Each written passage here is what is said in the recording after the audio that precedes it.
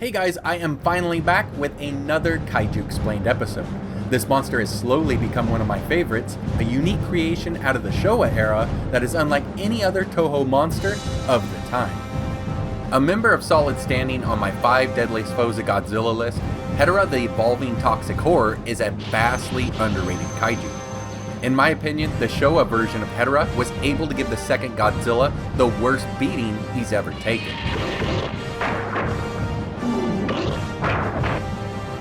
The Smog Monster may even be the inspiration, or template if you will, for several kaiju designs of the Heisei era, along with Shin Godzilla. Not only that, but without Hedorah, it's possible that the legendary MonsterVerse never comes into existence. Now there's also the one from Final Wars, but we'll get to him in a bit. Either way, Hedorah, mostly the Showa one, has made a huge impression on the franchise, so let's take a closer look at both versions of the Smog Monster.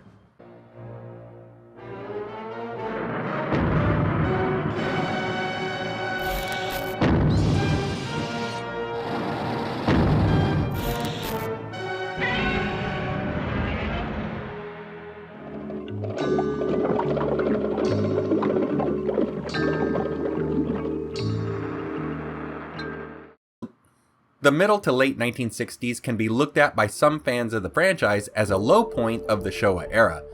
After releasing solid films like King Kong vs. Godzilla, Mothra vs. Godzilla, Ghidorah the Three-Headed Monster, and Invasion of the Astro Monster, Toho would somewhat miss the mark with Ebirah Horror of the Deep, a film meant to have Ebirah face off with King Kong that would see the big ape pulled when licensing issues caused Toho to replace him with Godzilla instead.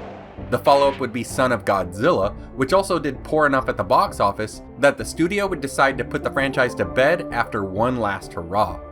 Luckily for us G fans, the final send-off film would be Destroy All Monsters, and with the strength of its cavalcade of kaiju, the film did well enough to keep the era going.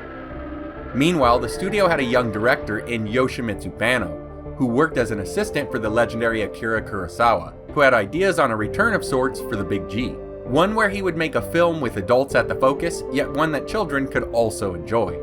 At the same time, this would be an opportunity for Banno to bring front and center his own views on the damage that Japan was doing to its environment, while still keeping with the era's theme on the horrors of nuclear weapons and radiation. Here's Banno in his own words, speaking about the genesis of Hedorah with SciFi Japan. I'll put a link to the complete interview down below.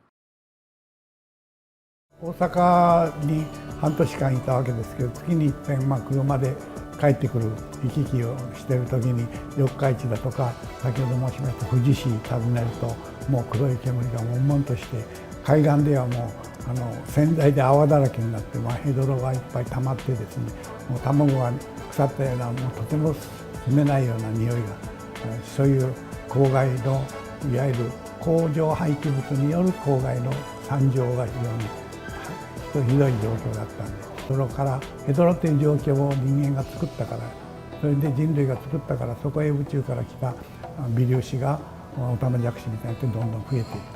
これはほっといたら限りなくえらいことになる。Hedorah was envisioned as the embodiment of Yokkaichi asthma, which according to Wikipedia was caused by Japan's widespread urban pollution at the time.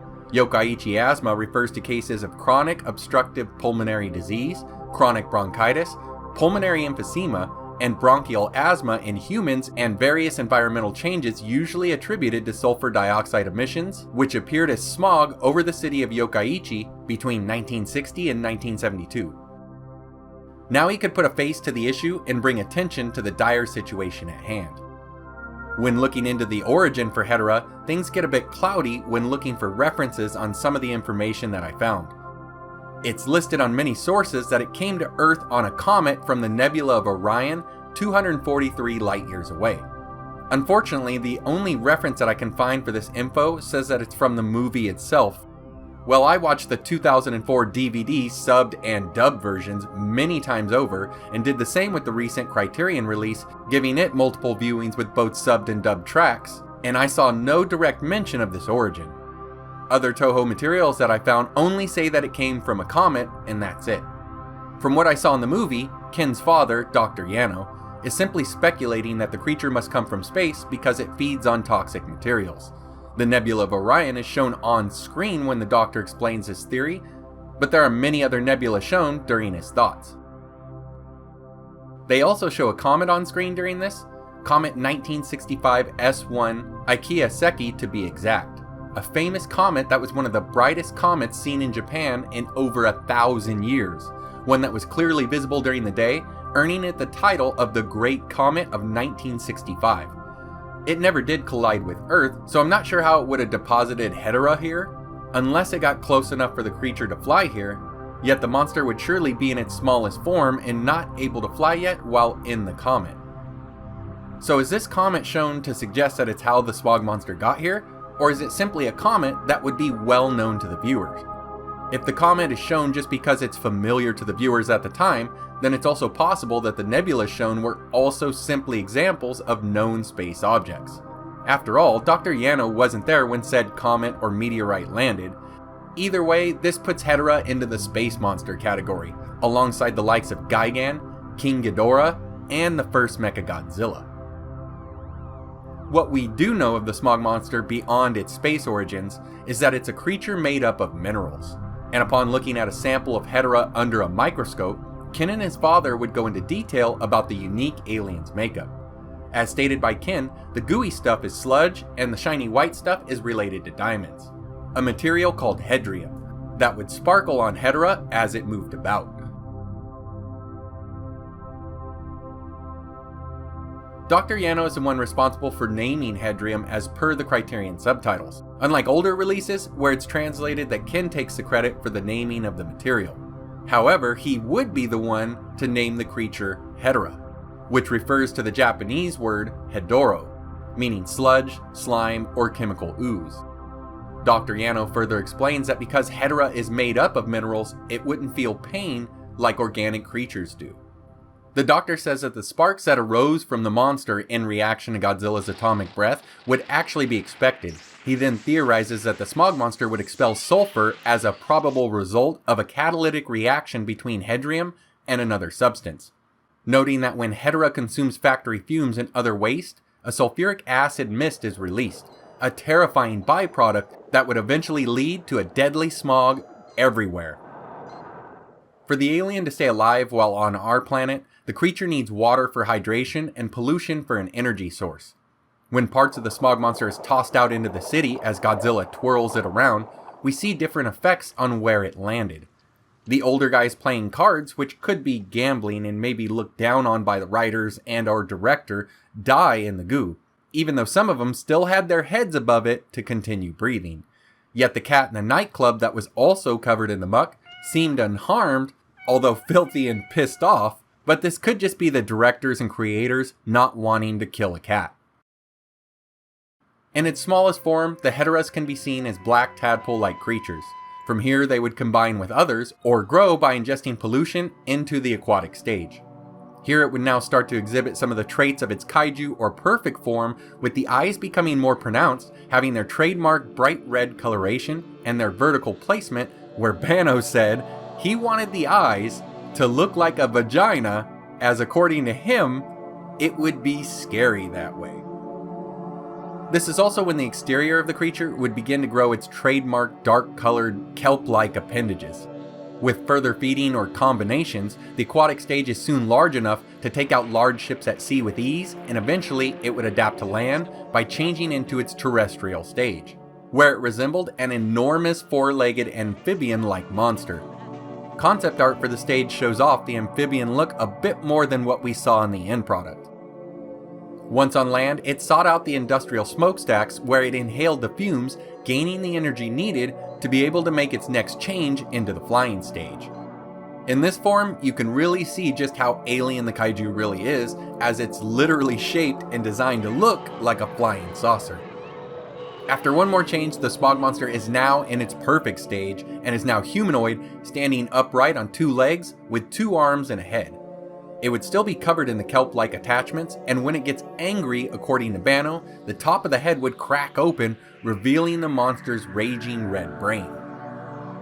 After exploring the area where the battle took place between Godzilla and Hedorah, Dr. Yano and his son would find small piles of dried powder, where Hedorah was hit by Godzilla's breath attack.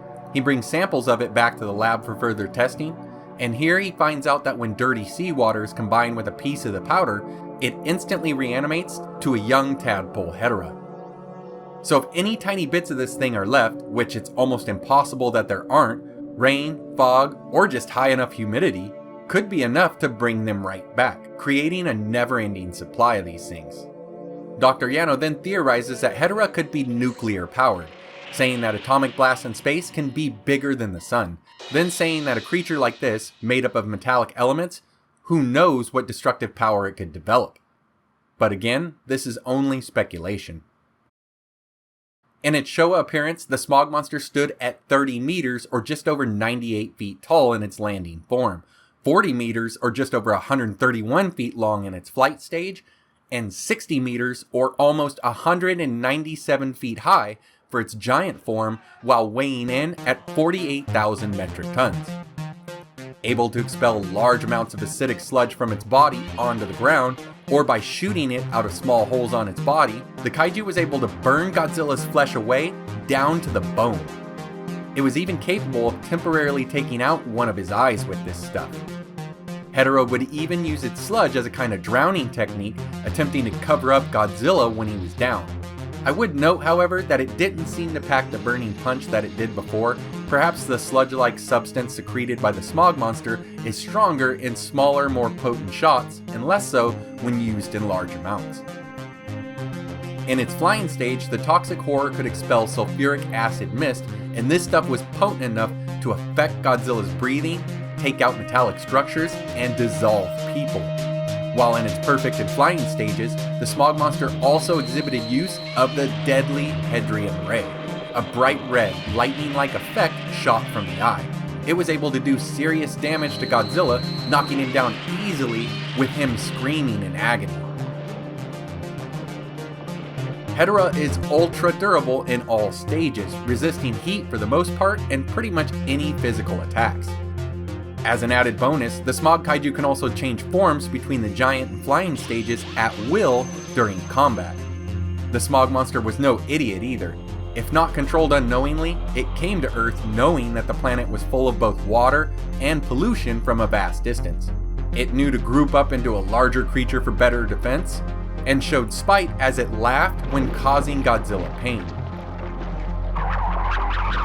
It even tried to communicate with him in battle, mimicking his hand and body movements.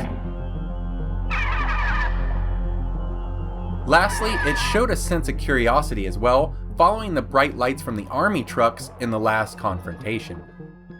Godzilla would finally be able to take out Hedorah's eye, returning the favor from earlier, showing us that at least its eyes can be physically damaged. To finally defeat the Smog Monster for good, Kin would save the day and come up with the idea of drying it out. Dr. Yano would agree, saying that people in Hokkaido have been using electric current to dry out their fields. The theory tests out when applied to a tadpole in the lab, so the doctor and the military come up with a plan to apply 3 million volts to 2 enormous monster-sized arrays. These arrays can then discharge the electricity back onto Hedorah and hopefully kill it. Unfortunately, while the two monsters battle it out, the electricity is taken out to the setup, yet Godzilla is smart enough to figure out that he can power the arrays with his own atomic breath. Now with the arrays up and going, Godzilla then braves further damage to his hands and reaches into a wounded Hedorah, and pulls out what Toho would later confirm is its eyes. The drying method is working, but inside the husk of the monster, a smaller one forms, separates, and escapes, with Godzilla giving chase, giving us the famous flying scene. Once again in his grasp, the Big G manages to finally tear up Hedorah enough to expose it to all of the arrays. However, we know that there are likely more dust piles out there from the various atomic breath attacks, along with other smaller and unseen Hedorahs in the ocean and other bodies of water. That's why it's no surprise that we see another one in the water at the film's end, showing us that the Smog Monster was meant to make a return. Now, the Showa incarnation of the Smog Monster was brought to life by various props for some stages, and what had to be a heavy and awkward suit that was donned by Kenpachiro Satsuma for the land and perfect stage. Now, Hedorah did actually get to return to the franchise, just not in the same era. Instead, it would be for the 50th anniversary with Godzilla Final Wars, where it got about 10 seconds of screen time. This much smaller part displeased Banno, as he knew that Final Wars director Ryuhei Kitamura was a big fan of the Smog Monster. Even so, this time Hedorah would be controlled by the Exilians, and sent with Ebirah to try to stop Godzilla. This would prove to be a terrible decision, where both would die pathetically. Ebirah is used as a weapon, piercing the eye of Hedorah, holding them in place, while both are blasted to bits with an atomic breath attack. Still, this modern take of the Smog Monster, known as Hedorah's second generation, measures up at 121 meters, or almost 394 feet tall, weighing in at 70,000 metric tons, standing at twice the height of its Showa cousin, which would be needed for it to be able to hold its own with the new standard sizing for Final Wars Kaiju. With the Showa era's Hedorah having the eyes of a certain female design, the second generation Smog Monster would be considered a male, now sporting a red tube-like appendage on its left arm, which would represent male genitalia. It isn't known if the second generation would still have the acidic sludge, or if it would exhibit any new stages, unfortunately. But in the end credits, this new Hedorah can be seen expelling sulfuric acid mist from the tubes on its body, and according to the theater program, it also had the red melting ray, perhaps an updated look at the Hedrium ray of before. I'd also note that this incarnation of the Smog Monster was considerably weaker than its older relative, as Godzilla killed it with one atomic blast. But it's hard to judge Final Wars monsters when their fights were so numerous and so short on time. Inside this suit of Hedorah would be Kazuhiro Yoshida, who also played Gigan in the film. The Showa era Smog Monster also shows up in the kids show using actual toys, Godzilla Island, in its Showa iteration, and would reappear in a variant with Neo Hedorah, a rainbow-colored smog monster from Matango Island, a nice reference to the island from the 1963 Toho film Matango. Neo Hedorah was able to control the mushrooms from the island and use them to attack and consume the land and kaiju alike. Godziban, a show very similar to Godzilla Island, has two smog monsters in Hidoji and Hidoji, a grandson and grandfather pair that commentate and answer questions on the show. Hedorah has also had numerous appearances in comics, video games, and manga, but perhaps its most intriguing use was done recently in the prequel novel to the animated film Godzilla Planet of the Monsters, Godzilla Monster Apocalypse. Here it wouldn't even be a kaiju, and it wasn't even noted if it originated from space. It would be discovered deep inside a polluted waste mine in China. The samples were described as a colony of sludge-like microorganisms that lived off the chemical substances in the water. They were then studied and used to create a deadly bioweapon. Later in the book, in the year 2005, when Anguirus and Rodan attack Beijing, the weapon would get unleashed in Operation Hedorah. Once airborne, the particles would form up into a kaiju-sized black mist-like form, complete with red and yellow eyes of its actual monster cousins. This smog monster weapon would have devastating effect, as it would kill both Rodan and Anguirus, and then turn on the city. Once the smoke, smog, and mist cleared, China would be in ruins and the weapon would be gone. Looking back on Godzilla vs. Hedorah, Banno had always wanted to do a sequel, leaving the story wide open for one. And after decades of trying, his efforts would lead him to Legendary Pictures. Looking for capital for his 3D IMAX experience, Legendary would instead ask for Banno's help in acquiring the rights to Godzilla from Toho Studios so that they could create their own MonsterVerse. And the rest, as they say, is history. If you still want to know more about the Smog Monster, I'll have links here at the end and in the description to a video I made discussing the Smog Monster's path to the creation of the legendary MonsterVerse. That's it for me on this one. I'd love to hear your questions and comments down below. Your likes, shares, and subscriptions go a long way towards helping the channel grow. And as always, take care guys, and I hope to see you next time.